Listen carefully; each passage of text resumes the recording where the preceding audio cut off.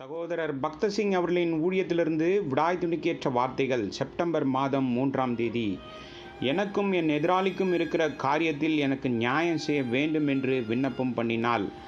லூக்கா சுவிசேஷம் 18வது அதிகாரம் 1-8வது வசனம் வரை உள்ள தேவ வார்த்தையில் தொடர்ச்சியான ஜெப வாழ்க்கையில் உள்ள வெற்றியின் ரகசியத்தை பார்க்கிறோம். கர்த்தர் நம்மை ஒரு விதவைக்கும் தன்னை அநீதியுள்ள நியாயாதிபதிக்கும் ஒப்பிடுகிறார்.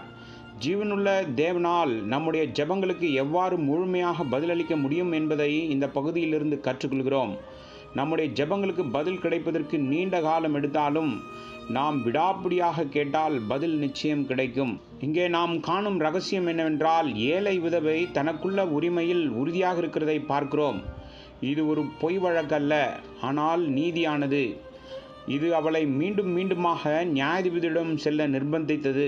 வழக்கு என்னவென்று நமக்கு தெரியவில்லை. சில உறவினர்களால் வலுக்கட்டாயமாக அபகரிக்கப்பட்ட சில சொத்துக்கள் அல்லது அவளது அயலகத்தார்களால் சட்டவிரோதமாக அவளது நிலத்தை ஆக்கிரமித்திருக்க காரியங்கள் இருந்திருக்கலாம். ஆனால் அவள் சொத்தின் மீதான உரிமையை தக்க வைக்க அவளுக்கு எந்த சந்தேகமும் இல்லாமல் போராடினாள். எனவே அவள் தனது வழக்கை நியாயாதிபதியிடம் கொண்டு சென்றாள். நாம் ஜெபிக்கும்போது நம் ஜெபத்தில் நாம் சரியாக இருக்க வேண்டும். மேலும் நாம் ஜெபிப்பதை பற்றியும் உறுதியாக இருக்க வேண்டும். பிறகு நாம் தேவனிடம் மன்றாடுவோம். அவர் தாமதித்தாலும் நிச்சயமாக பதிலளிப்பார். மறுபடியும் பிறக்காதவர்களுக்கு தேவனிடத்தில் கேட்க அவர் மீது அவர்களுக்கு உரிமை இல்லை. அவர்கள் எதையாவது பெற்றால் அது தேவனுடைய கிருபையால் மட்டுமே. ஆனால் மறுபடியும் பிறந்தவர்களுக்கு எல்லா உரிமையும் உண்டு. தேவனாலே மீட்கப்பட்ட பிள்ளைகளாக நாம் அவர் மீது பலமான உரிமையை கொண்டுள்ளோம். அவர் மீது நமக்குள்ள உரிமையை எவ்வாறு கோருவது மற்றும் அவரை சரியான விதத்தில் எப்படி அழைப்பது என்பதை நாம் அறிந்திருக்க வேண்டும். தேவ ஜனங்களாக நாம் அவருக்கு மிகவும் விலையேற பெற்றவர்கள் என்று விசுவாசிக்க வேண்டும். நாம் தனித்துவமான பொக்கிஷம்.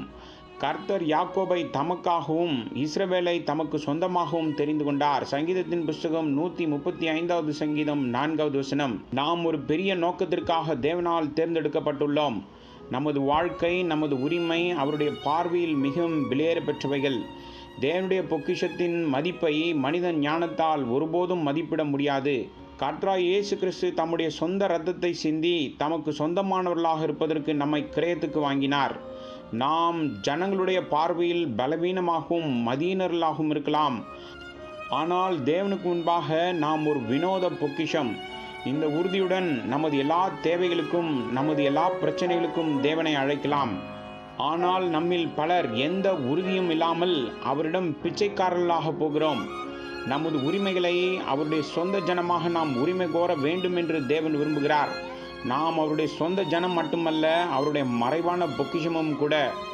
மத்தேயு சுவிசேஷம் 13வது அதிகாரம் 44வது வசனம். அவருடைய மறைந்திருக்கும் பொக்கிஷமாக நாம் நம்முடைய கர்த்தருக்கு மிகுந்த மகிழ்ச்சியை கொடுக்கிறோம். அவர் நமக்காக செலுத்திய பெரும் கிரயத்தின் காரணமாக நம்முடைய கர்த்தருக்கு மகிழ்ச்சியை கொண்டு வரும் பெரும் பாக்கியம் நமக்கு இருக்கிறது என்று நாம் விசுவாசிக்க வேண்டும். நம்முடைய வாழ்க்கையை தேவனுக்கு இன்பத்தையும் மகிழ்ச்சியும் அளிக்கும் வகையில் நாம் வாழ ஜெபம் செய்ய வேண்டும்.